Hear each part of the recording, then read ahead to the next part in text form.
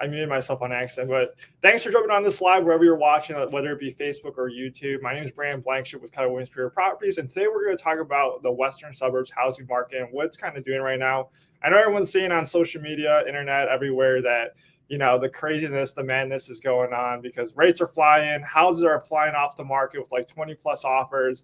But today I am joined by my real estate mom, my mentor, managing broker of Keller Williams Properties, Cindy Windeler. So round of applause in the chat for everyone like that. Cindy, welcome to the show. Tell the Thanks, people Brandon. who you are.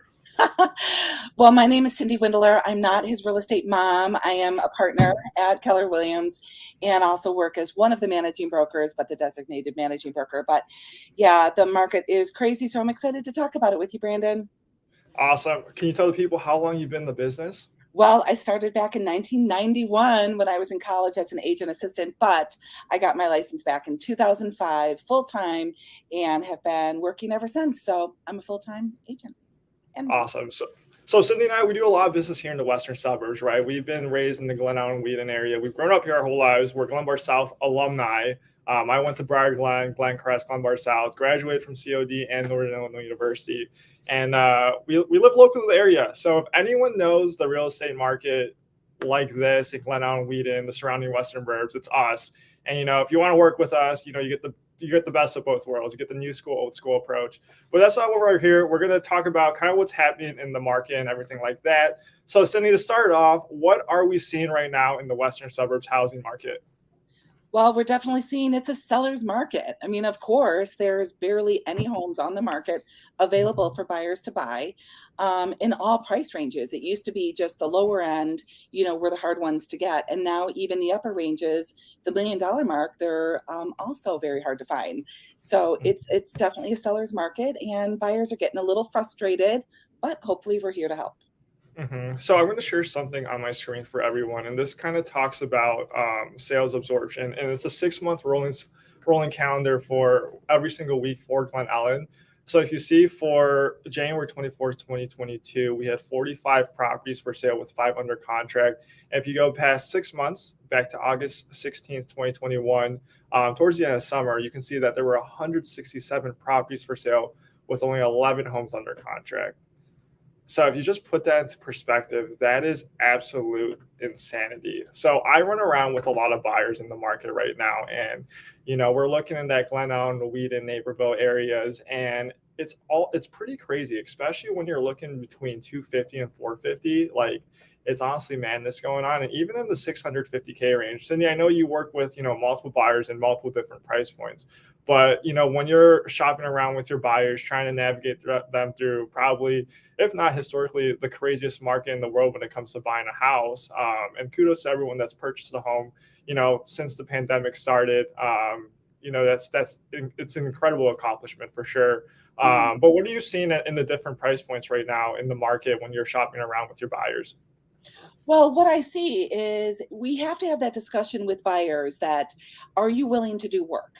Because if you're willing to do work, then we have to look at a price range where you're willing to buy it at this price and, then maybe, make some changes to the home. So you may need a little bit of money to do that. So we may have to lower our price range if that's what, fiscally you want to do. But what we're seeing is that homes on the market now, if they're all done, they are going to be selling at list price or $10,000 or $50,000 higher because nobody wants to do the work in all price ranges. So when I go out on a showing, I try to get as much information from a buyer as possible to find out, are you ready to make that decision today? Because if you are, I have to make sure that I'm available today, tonight, until midnight, 7 a.m, to write that contract for you, because we've got to be on it. We want to be in pretty much first, with our offer, and then of course stay in communication with the agent. So in all price ranges, we are just seeing a fast market. So you mentioned a good point. So like writing offers, houses, selling after, especially when you miss out on a home and you're curious on what it actually sells for, and you actually see it, when it closes out in the MLS, it's sold for, $10,000, $25,000, $50,000 over list price. What are your thoughts on like the appraisals and everything going like that, and all that stuff? A lot of people are not going to like my answer, but in this market, you're getting a home, you're not having to rent anymore. So you're going to be putting some money in your pocket versus just paying the landlord. Well, the appraisals haven't caught up, right? Mhm. So we're waiting for other things to close to catch up to our current market. Mhm. Luckily, Brandon, you and I live and work in DuPage, Cook, Kane, Mhm. counties that are surviving even a down market.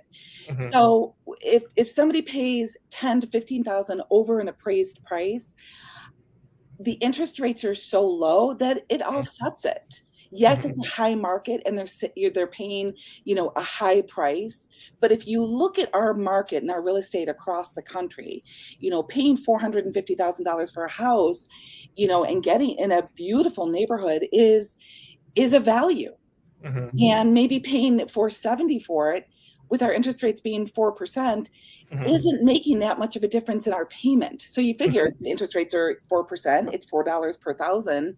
So Mhm. you're looking at a difference of $20 in your payment. It would be worth it for you to do that and get into a place versus renting. Right. No, for sure. And I think, with a lot of stuff going on, I mean, I pulled up the stats with like how many homes there are in the market right now compared to the past 6 months. And the numbers, it's absolutely crazy.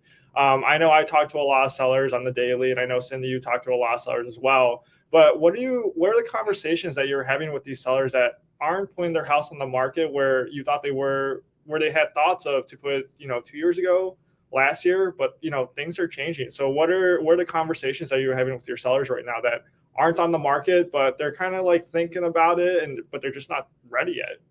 Yeah, it's let's have a conversation Mhm. because the seller can now dictate their timeline. So if I have a seller that's thinking about selling and it may not be until June, July, August, that's okay. Let's start the conversation, start some of the prep work if Mhm. needed, if any, and at least get it out there on the private listing network to let people know that we are considering selling. It Mhm. doesn't mean they have to sell. It means that if they get the right price with the right terms, they may sell.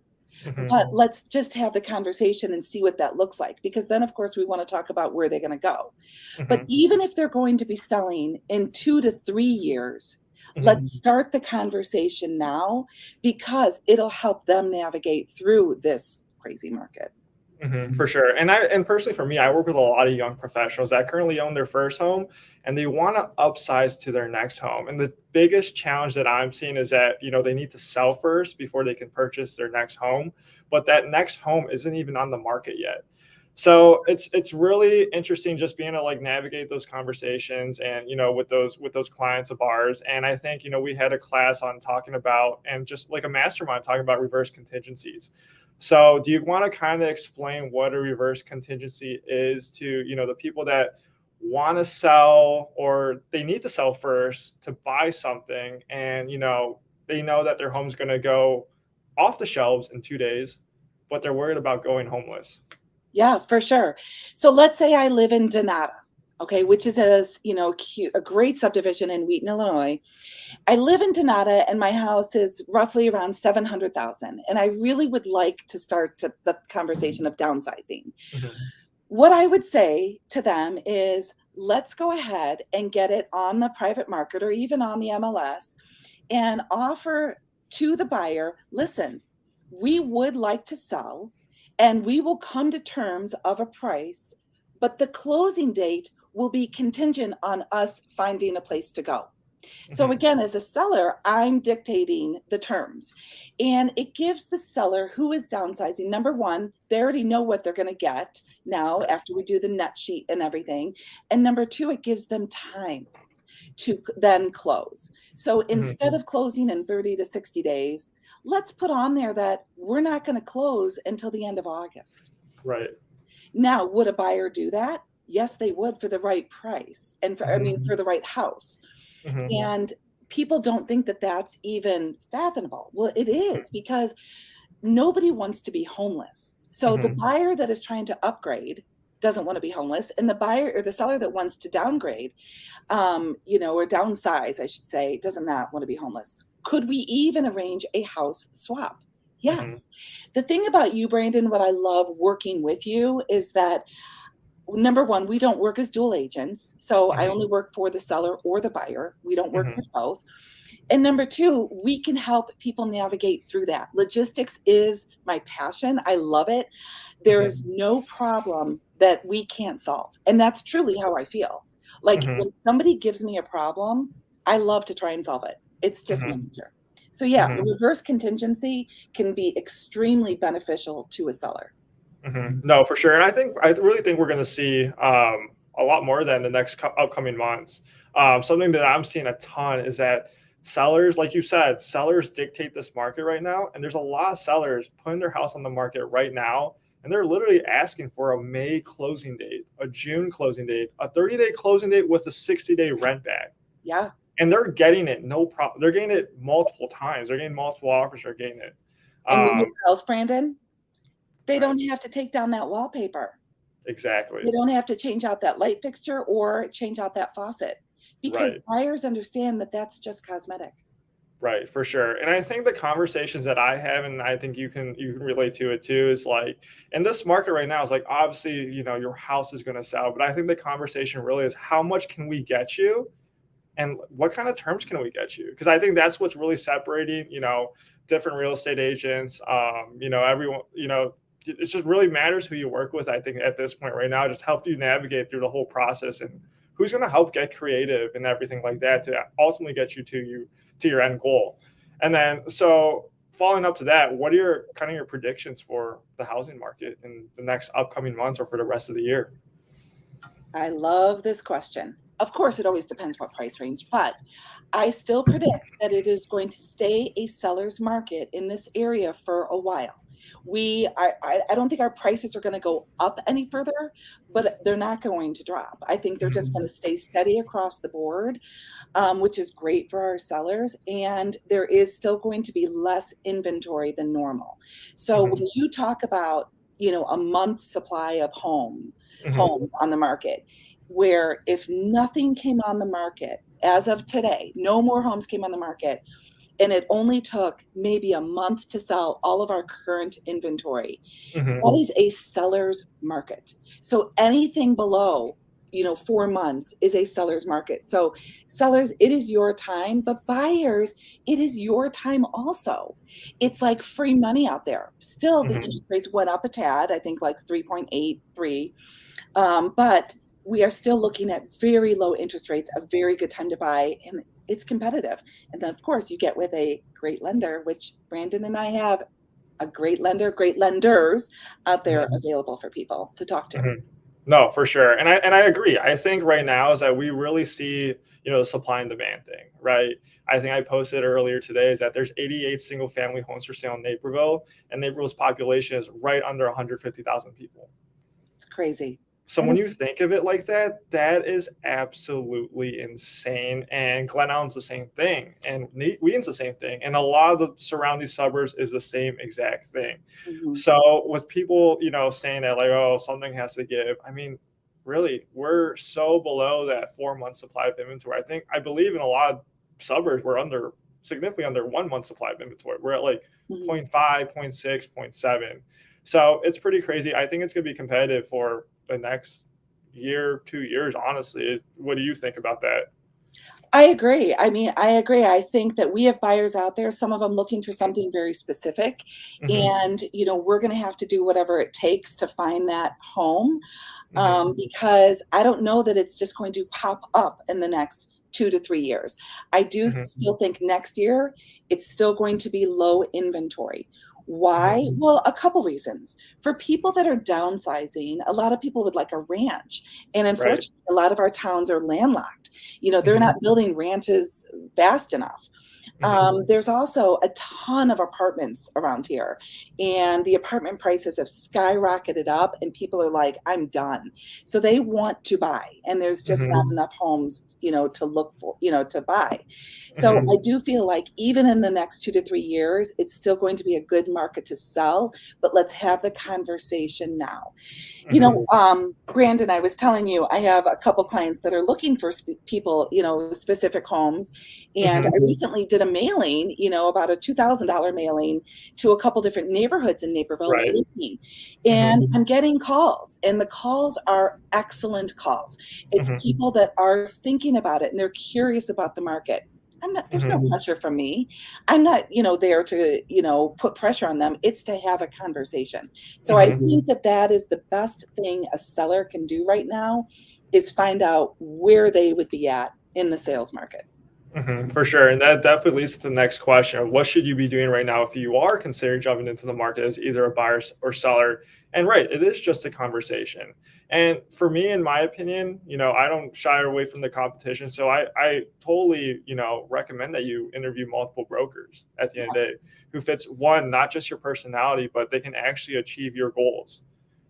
They're not just sugarcoating anything. They're telling you straight up, and they're actually looking for your best interest to actually, if you're a seller, get you the most amount of money and the terms that you're looking for, whether it be, a quick 30-day close or, you need a quick 60-day close with a 60-day lease back.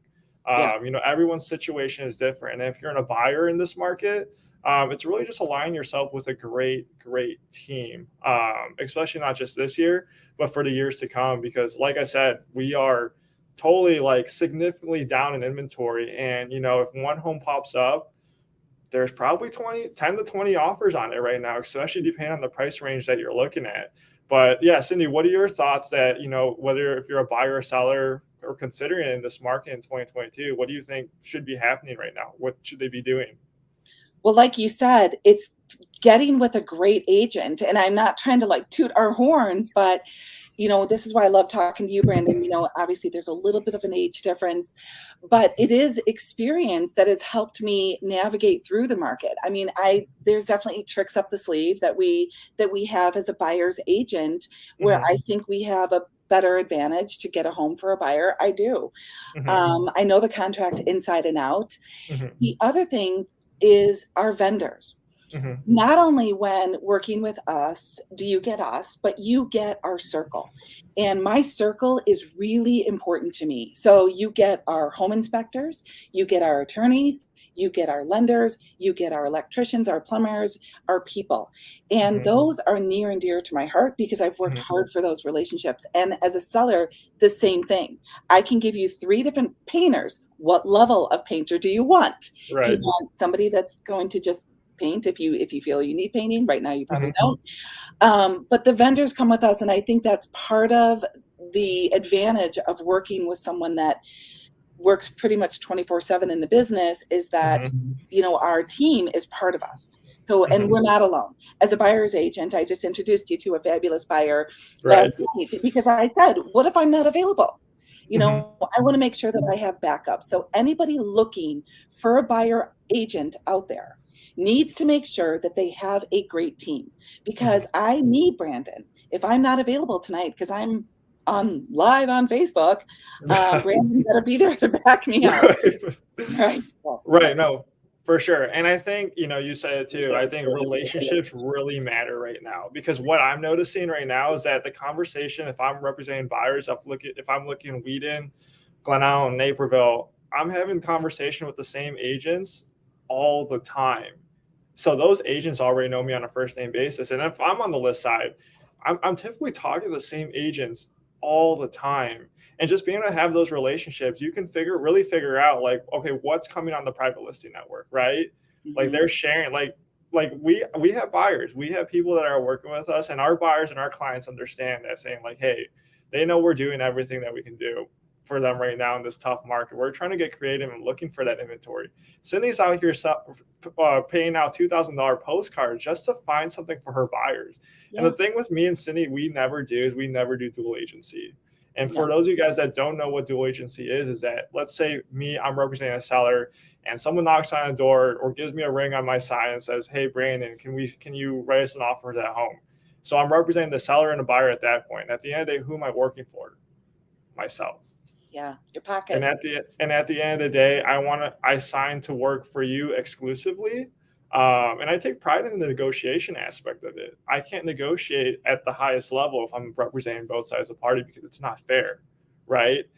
So that's kind of like my thoughts. I think the market's absolutely crazy. I think aligning yourself with a great team, and whether you're 6 months, 12 months, 18 months, 24 months out from buying or selling, I think really just getting educated on the process right now goes a long, long way. And I think that's why Cindy and I have so much success on getting buyers into homes within the first 2 or 3 offers, while there's houses getting 15 to 20 offers, and people are writing 5, 10, 15 offers. It's stressful. It is very stressful. I It don't even is. want to go through it right now. But I know that I'm like, okay, I'm good. Like when it comes up, I don't know I know what to do. Yeah. Yeah, it is stressful, but one thing I like to do is prepare the buyer for Hmm. what could happen and what could come. So we're ready. Hmm. Even with a seller, I want to prepare the seller of how this is going to go. So we have a strategy and a plan. Hmm. It's being prepared on both ends, and what are the expectations? Hmm. Again, what if this happens, then we go this way. So it's setting the expectations to the buyer. This is how this is probably going to go in my Hmm. experience, and this Hmm. is what I think we should do. And I'm going to give you my opinion if you ask for it. And Hmm. even if you don't, I am kind of a mother to my clients. They're all part of my family, I suppose. And I'm going to tell you what I think. Even if I think you're paying too much, I will tell you. Hmm. Mhm. Hmm. Yeah. Hmm. So, For sure. No, and Brendan, I what think are you seeing? First time buyers, they're out there. They're right, seeing 15 homes, right. and they lose 2 of them to a cash buyer, Hmm. and because they're doing financing, which is Hmm. conventional or FHA or VA. Hmm. How's that going? Yeah. So like I said, yeah, Cindy said or nailed it right on the head that I do work with a lot of first time home buyers. I work with a lot of, my college friends, my high school boys. I get a lot of referrals from them as well. And it's very interesting. I think the buyer consultation is very, very important right now. One, so you understand what the process is. Two, is that we really dial down on what you're actually looking for. So you're not running around like a headless chicken trying to navigate saying like, okay, you want to be in Wheaton, Glen Ellyn, but you're like, oh my gosh, there's these homes in Bartlett and Carroll Stream for X amount of price, but you ultimately don't want to be there because you work in Wheaton, Glen Ellyn, right? So I think really the buyer consultation is important. I think right now, just what I'm seeing with the first time buyers is that like you just really got to be prepared for multiple offers every single time, and you just kind of got to go in the mindset that if this house is HGTV, like it's going over list, it's getting multiple offers, and if we're seeing the house on a Friday, the sellers are probably going to ask for highest and best by Sunday. So don't stress out if we don't get a response right away. Just know that you're in really good hands, and that like I'm going to be having the dialogue going throughout the whole weekend for that with that agent, just to make sure that they remember my name, they remember your name, and you're going to be put in the best position to succeed every single time. That's for sure, because as a listing agent for 17 years, I Hmm. know what a good offer looks like. And I'm not just saying the highest price. I'm Hmm. saying what a good, strong offer looks like. The highest price doesn't always win. Hmm. It's wrapping it up in a bow, Hmm. because the offer has to be strong, and that comes with experience. Hmm. And even as much as how to write it, how to present it, how to let the agent know what the offer entails. It's all of that little detail. As a buyer's agent, you want to make sure you are as clear as possible to that listing agent, because if Hmm. he or she does have 17 offers coming in, you need to stand out. So remember, Right. it's not always about price. It is about terms. It is about how that offer is presented, for Hmm. sure. As a Hmm. listing agent, trust me on that. Hmm. Yeah. And how about as a listing agent? I mean, I go on consultations and people are just like, okay, yeah, let's just throw our house on the market. It's going to get 20 offers at the end of the Mhm. day, but they need to paint. They need to at least change some light bulbs. Like come on, like change some light bulbs. They need to declutter. What are your thoughts when sellers are coming to you and saying like, hey, just put our house on the market right now, but it's totally not ready? Do you recommend that even though the market's so hot? Or do you actually think like saying like, hey, no, we need to do X, Y, and Z, because one, it's actually going to get you more money, and two, it's going to less hassle, and you're going to get a really strong offer. You're actually going to get people through the door. So, what are your thoughts on people just saying to you, saying like, "Hey, just throw my house on the market right now"? Do you recommend preparation prior to that, or what do you think? Well, it depends. So, Brandon, thank you so much for asking this question, because this is probably the number one question I get. Right. And it really depends. There are times when I'm like, let's just go, because of the demand of the price range and of the neighborhood. So there are times where I'm like, don't worry, don't do a thing. I mean, maybe clean up the bathroom a little bit and get the clothes off the floor. But other than that, let's just go. I'm going to take a couple agents and walk them through, and let's see how this goes. And then we're going to talk about cost versus value. What if we do paint? Or what if we do any kind of flooring, or, a new light fixture? I mean, the best thing we have is our people that can change out that light fixture and put something in there for $159, and it can add $5,000 to your sale price. I mean, it's amazing what a light fixture can do from Menards, just to get that home sold, because everybody likes a little glam. So yes, it's a great question, and I love the question, and I'm not fearful to go ahead and get it on the market as it is.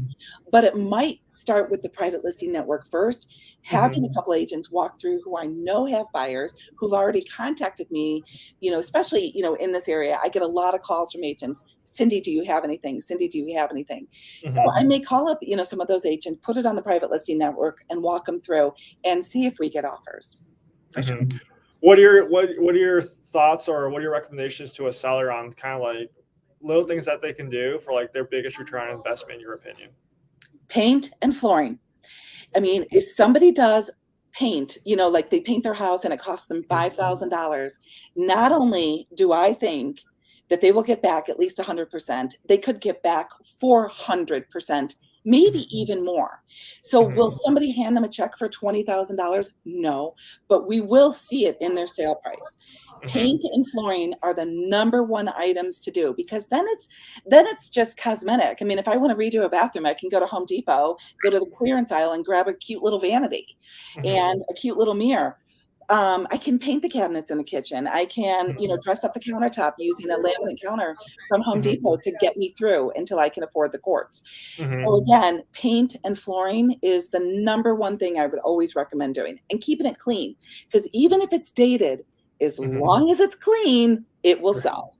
Right. No, for sure. And I think, with these tips, I think those are like the best things that you can do, whether you're a buyer or a seller. Is one, have the consultation, whether, you want to sell in the summer, next year, or the next 2 years. I think just having the dialogue now, because sometimes there are things that you need to do in your home that is going to take a little longer than you think, because, random life changes happening throughout your life right now that you have to take care of. So it's going to take a little, that 1 month project is actually going to take 6 months, and yada. And if you are a buyer, really, like, we have resources to help you, to put you in the best position to be successful every single time. And it really starts with that buyer consultation, whether it be in our office or in Zoom. So, Cindy, thanks for coming on. Do you have any final thoughts to say? No, but I do want to say we also have a stager that we bring in, and that's at our expense too. We don't make a seller pay for that, where they come around and just give another opinion of what to do in your home to get it sold. So no, I appreciate this opportunity. This is so fun to be with you, Brandon. I just love the age difference, but we both work in DuPage County, King, Cook. We work everywhere, but we're here for you. Right. And if people want to call you, Cindy, where can they reach you at? They can reach me on my seller text, 630-776-4020. And Brandon, how about you? They can reach me at 630-923-9535. And I thank everyone this evening for watching this video, whether it be on Facebook or YouTube. I know you guys are probably going to go back and watch it, rewatch all these little nuggets that we gave you guys. And if this is really valuable to you, and you know someone that's either buying or selling in the market, whether it be now, 6 months, or 12 months down the road, share this video with them. Share Cindy and I's contact information. We're more than happy to have a conversation, even if they're not looking to do something right now, because we're in the business of creating those lifelong relationships, and we want to be that realtor, not just for you, but in your life, your family, your friends, and we want to make you family as well. So thank you everyone for watching, and we will see you guys on the next one.